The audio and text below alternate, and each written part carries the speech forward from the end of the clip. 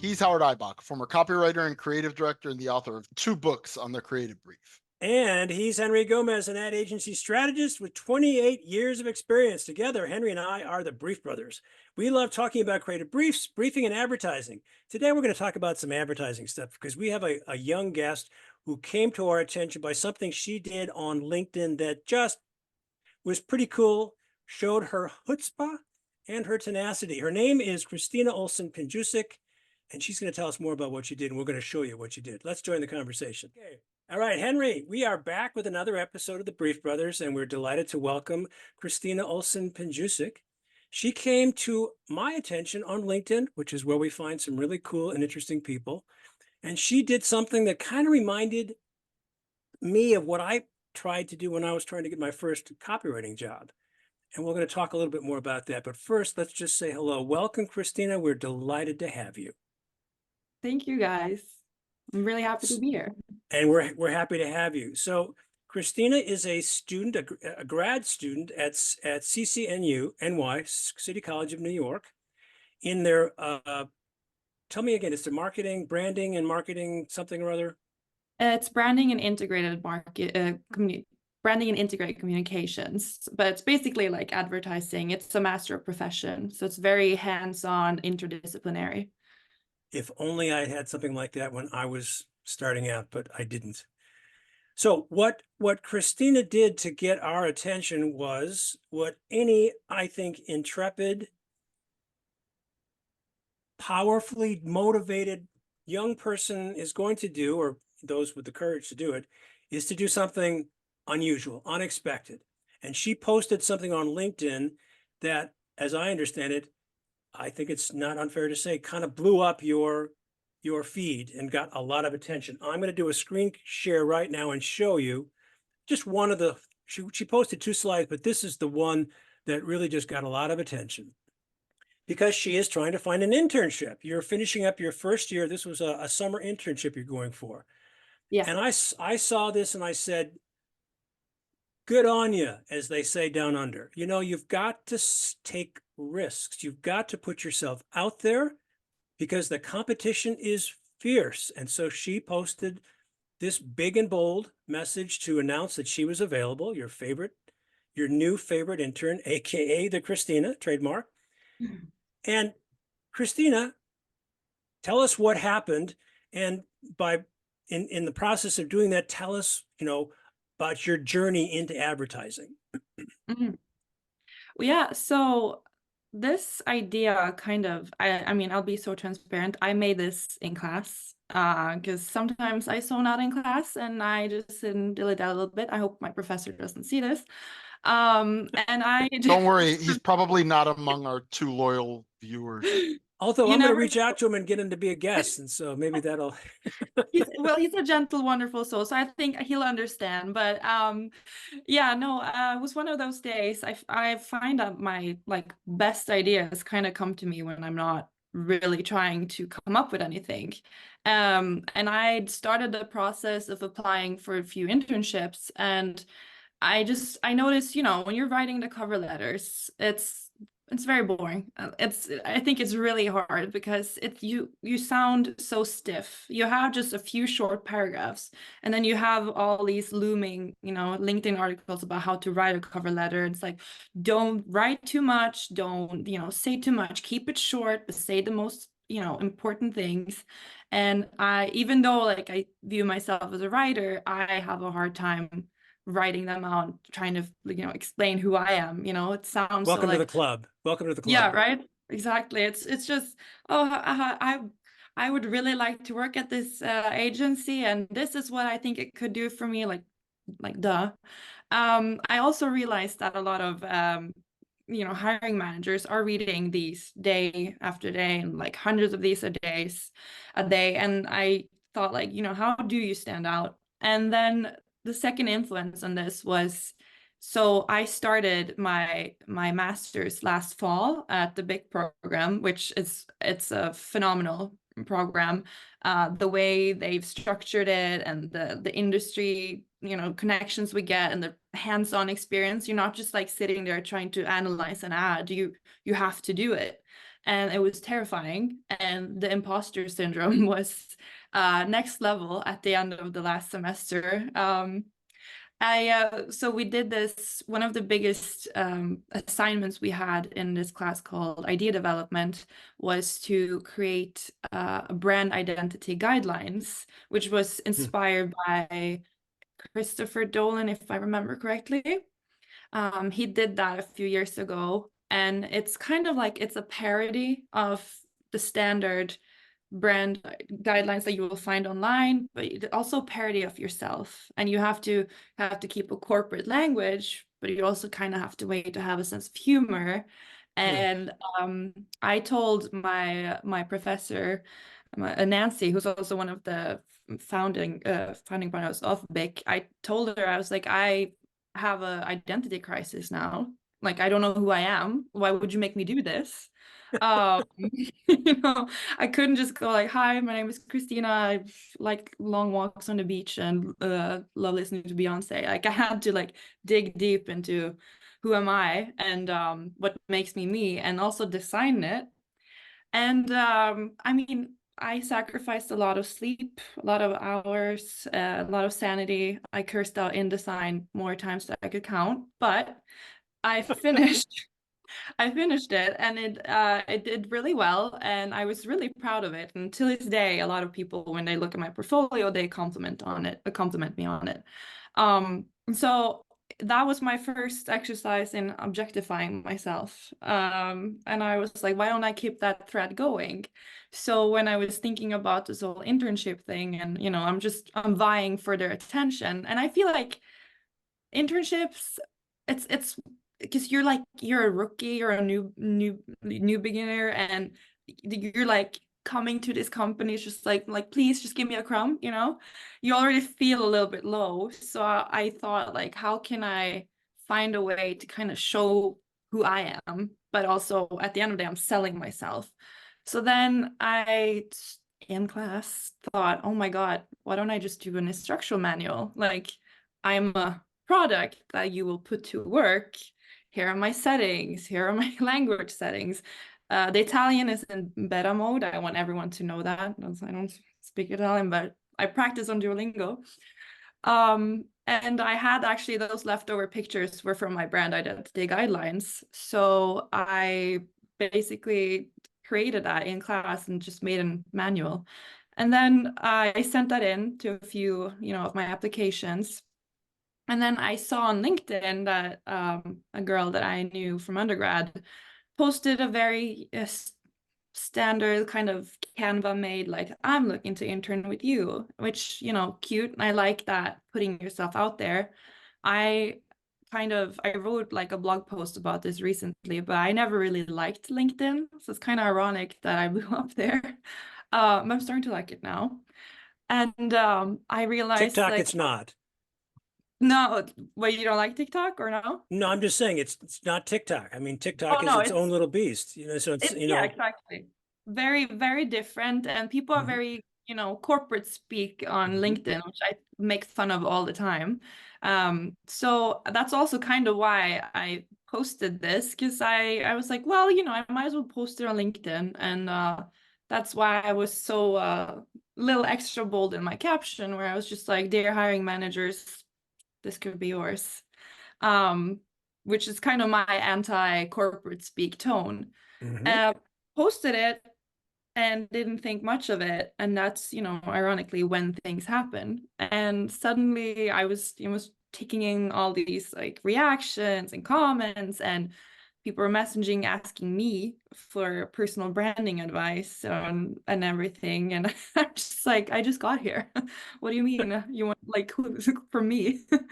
And so that's how it all went down, really, the whole intern manual.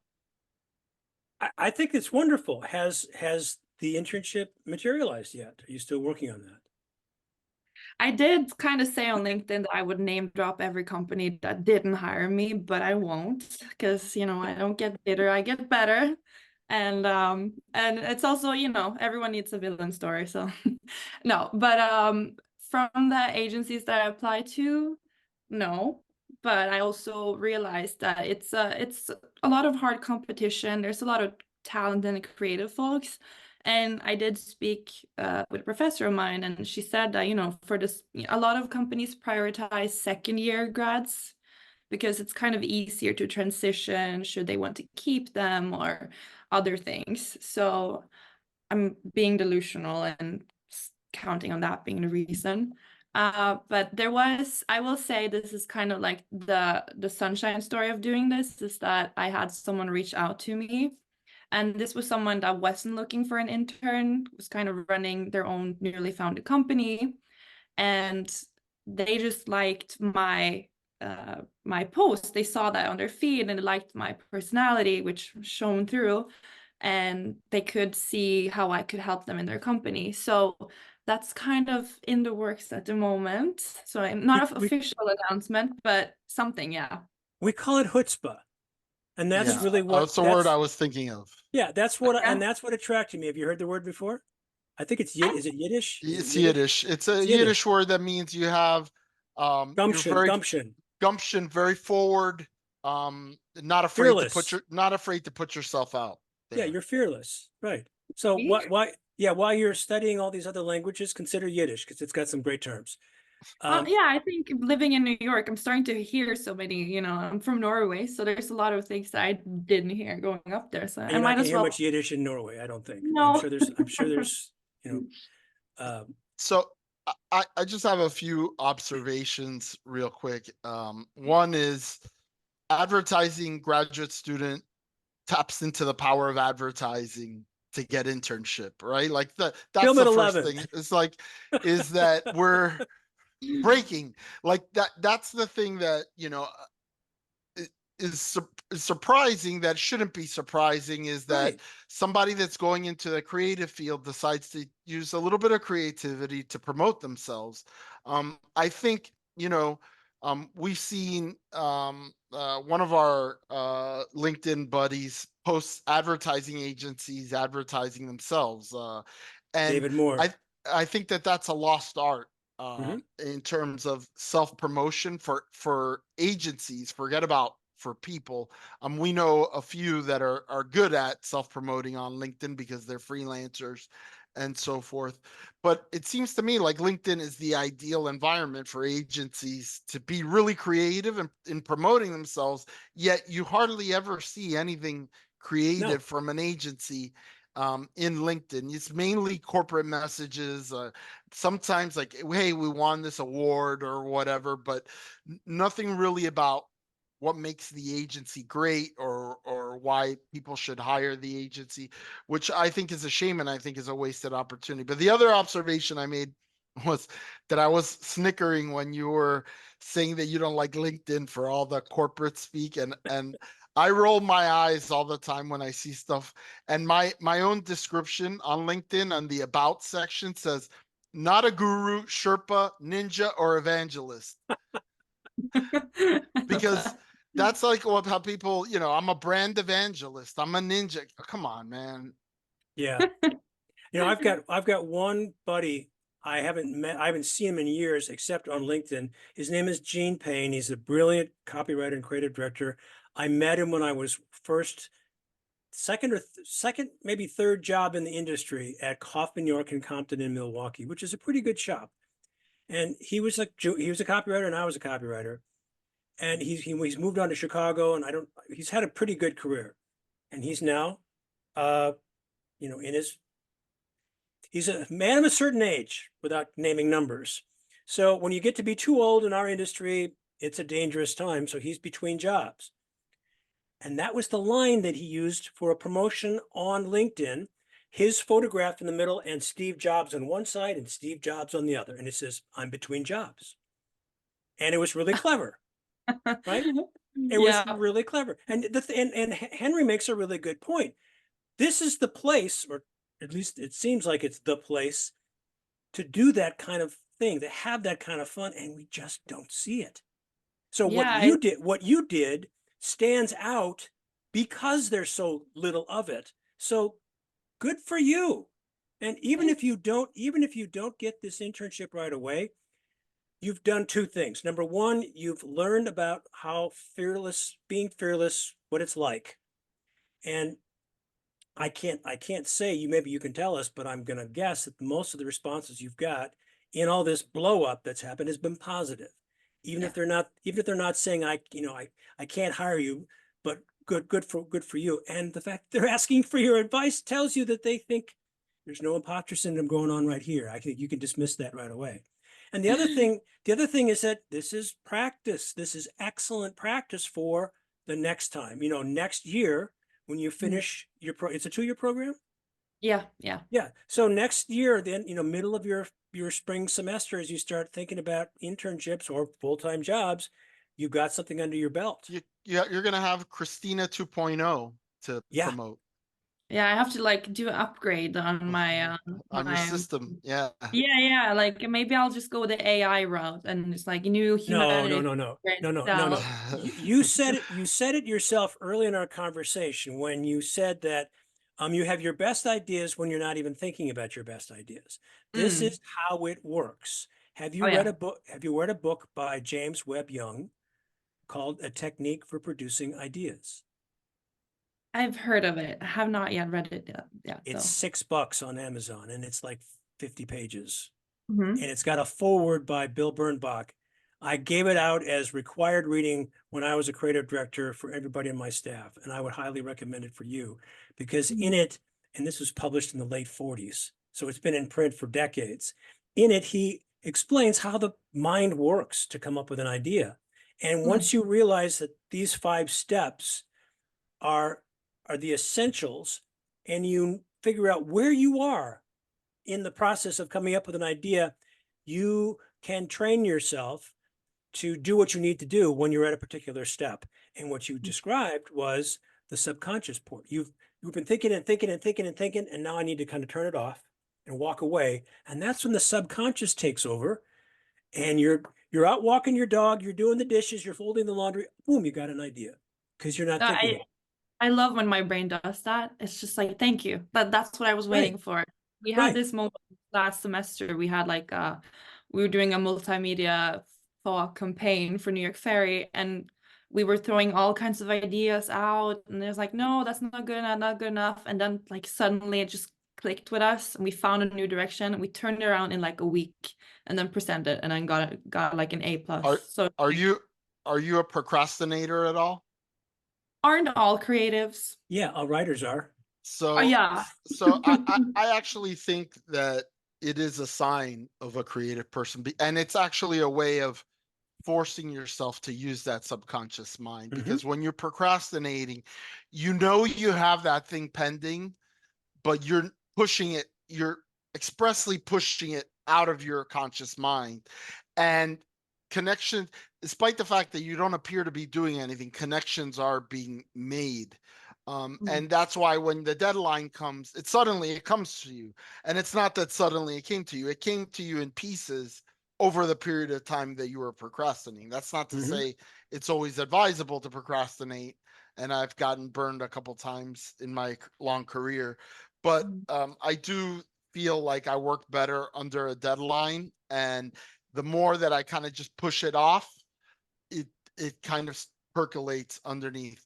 Another thing I wanted to bring up was just little things that go a long way in a job hunt.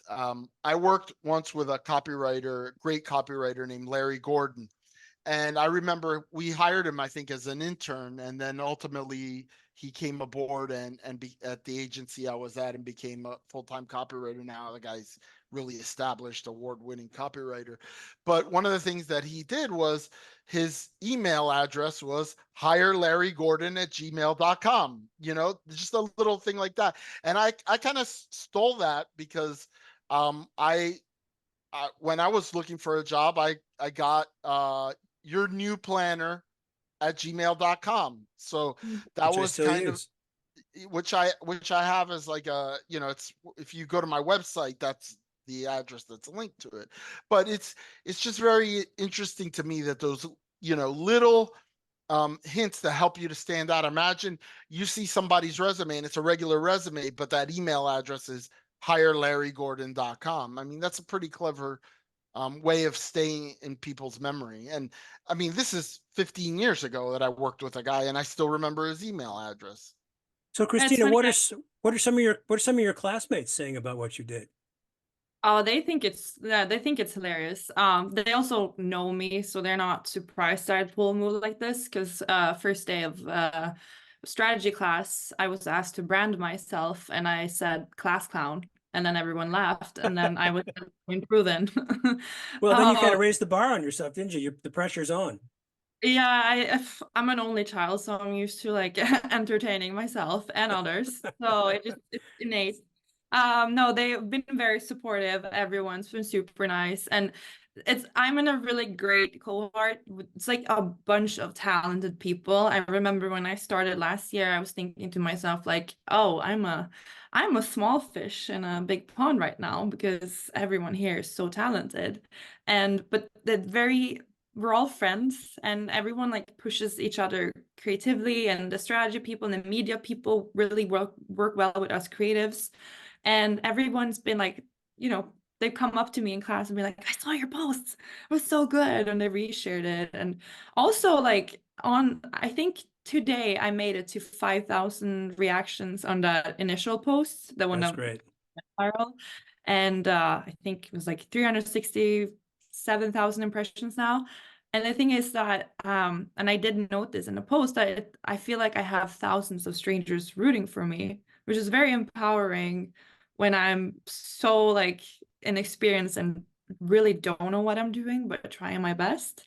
And I've connected with people I don't even know on LinkedIn.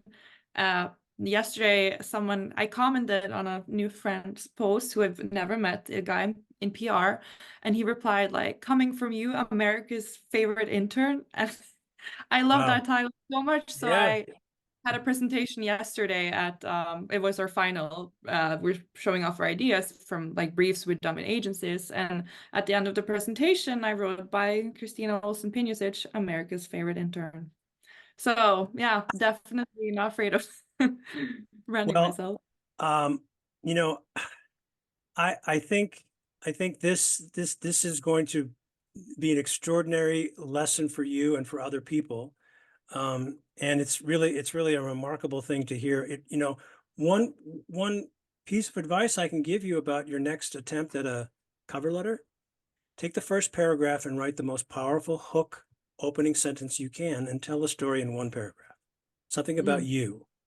mm, Instead of like, I think I can help you. It's like when I was 17, I'm just making this up. When I was 17, I set up to blow up a car and have it obviously end in some kind of relevant point to, like I said, I'm just making this up. But I found that works really, really well for me because first of all, it sets me apart. It's an unusual and unexpected, just like your post was unexpected. mm, But it's a way to write a story that takes you out of the whole, I need to talk about me. Oh no, this is what happened to me. And mm. what did I learn from this? How is this relevant to, me being an intern or me being an employee? And it's something You're that, starting to sound like Neil Ford now. well, that's the point. It's about telling a story. I know. And Neil Neil's Ford was a recent guest of ours who master storyteller. teaches storytelling and how to use it in business. So that's a plug for an earlier episode, Yeah, and yeah, for his crash course in storytelling. yeah, exactly. And I remember doing something like this very early on. I had just moved to Los Angeles and nobody knew me. So I put together a little postcard to send out to all the creative directors and the agencies that I could get addresses and names for. And it was simply on two-sided postcard. On the outside, it said, "You Mozart." When you flipped it over, it said, Ibach. That's my last name. So it's Ah, just about Howard Ibach. My name is Howard Ibach. I'm a copywriter. Call me when you need some help. That's all it mm, was. Just to remember my name. yeah. I mean, I didn't get hired right away, but I had every time I called for follow-up, oh, I saw your postcard. Yeah, So no, it's a way to remember. yeah, I actually had someone like I happened to run into some people who work for Omnicom, and then I kind of just mentioned this. I was studying and and one of them was like, "Wait, I've seen that post," and I was like, "Oh, I'm being recognized in public now. Like my ego is just from this." Well, So we would definitely like to hear how things unfold for you. You've got another year to go. So let's stay in touch. And we know that America's favorite intern will soon be America's favorite full-time employee, right? Hoping so. Hoping so. Okay. Christina Pinjusik, thank you so much for being a guest on the Brief Brothers. Henry and I enjoyed meeting you. Thank you so much for having me. Good stuff, Henry.